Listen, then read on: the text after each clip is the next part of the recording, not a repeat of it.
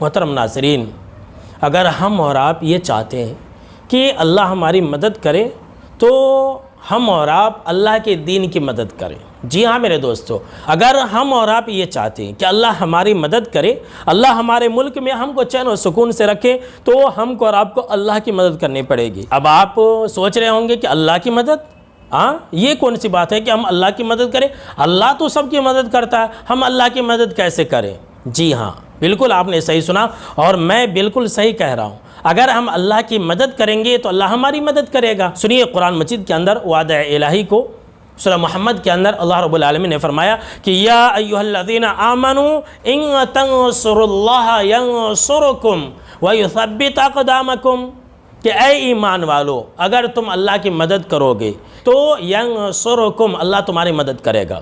اللہ نے شرط لگا دی ہے کہ اگر تم اللہ کی مدد کرو گے تو اللہ تمہاری مدد کرے گا، اور وَيُثَبِّتْ أَقْدَامَكُمْ، اور اللہ تمہارے پاؤں کو جما دے گا، تمہیں مضبوطی عطا کرے گا، تمہارے ملک میں کوئی ڈرائے گا نہیں، کوئی خوف اور ہراس کے اندر مبتلا نہیں کرے گا، کوئی دھمکی نہیں دے گا۔ اب آپ کہیں گے کہ اللہ کی مدد کرنا کیا ہے؟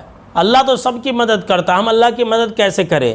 تو میرے دوستو، اللہ نے جو کہا کہ اگر تم اللہ کی مدد کرو گے تو اللہ تمہاری مدد کرے گا، تو اس کا معنی یہ ہے کہ تم اللہ کے دین کی مدد کرو، اللہ تمہاری مدد کرے گا۔ تم دین کو پھیلاؤ، اللہ تمہاری مدد کرے گا۔ آج ہم اور آپ اور پورے ہندوستان کے مسلمان، پوری دنیا کے مسلمان اللہ کے دین کی تبلیغ کر رہے ہیں؟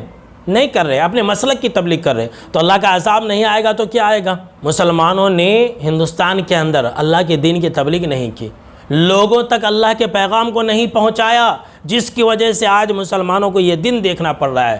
پوری دنیا کے اندر دیکھ لیجئے کہ مسلمان اپنے مسلک کا پرچار زیادہ کرتی ہیں، اللہ کے دین کو نہیں پھیلاتی، قرآن مجید کی طرف لوگوں کو دعوت نہیں دیتی، اللہ کی طرف لوگوں کو نہیں بلاتی۔ اپنے امام کی طرف بلائیں گے، اپنے مسلک کی طرف بلائیں گے، اور اپنے مسلک کے علاوہ سب کو کافر کہیں گے، لیکن اللہ کے دین کی طرف نہیں بلائیں گے، تو اللہ کا عذاب نہیں آئے گا تو کیا آئے گا؟ اللہ نے تو وعدہ کر لیا ہے کہ تم میرے دین کی حفاظت کرو، میں تمہاری حفاظت کروں گا۔ ہندوستان کے اندر مسلمانوں نے 1000 سال حکومت کی، بے شک حکومت کی، لیکن مسلمانوں نے اللہ کی دین کی تبلیغ نہیں کی۔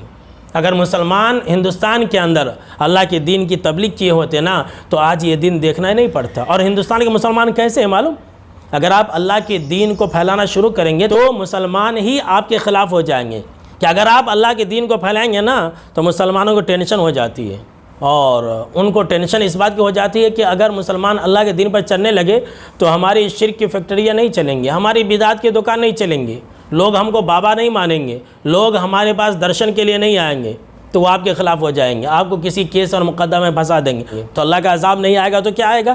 مسلمانوں نے حکومتیں کی، لال قلعے بنوائے، تاج محل بنوایا، اور قطب مینار بنوائے، طرح طرح کی جگہ جگہ پر قلعے بنائے، لیکن سب کچھ تو کیا، لیکن اللہ کا پیغام عام نہیں کیا۔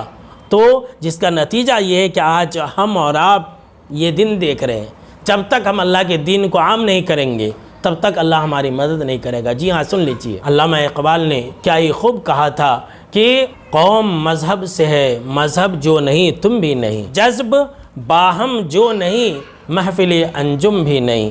یعنی جو لوگ ایک نہیں رہتے ان کو کہیں عزت نہیں ملتی ہے۔ آج کل کے مسلمانوں کی یہی تو حالت ہے کہ اختلاف اور انتشار میں پڑے ہوئے ہیں، جس کی وجہ سے اللہ کا عذاب ہو رہا ہے اور کوئی ہماری مدد نہیں کر رہا۔ تو اگر ہم اور آپ چاہتے ہیں کہ اللہ ہماری مدد کرے تو ہم اللہ کے دین کو پھیلانا شروع کر دیں، اللہ ہماری مدد کرے گا۔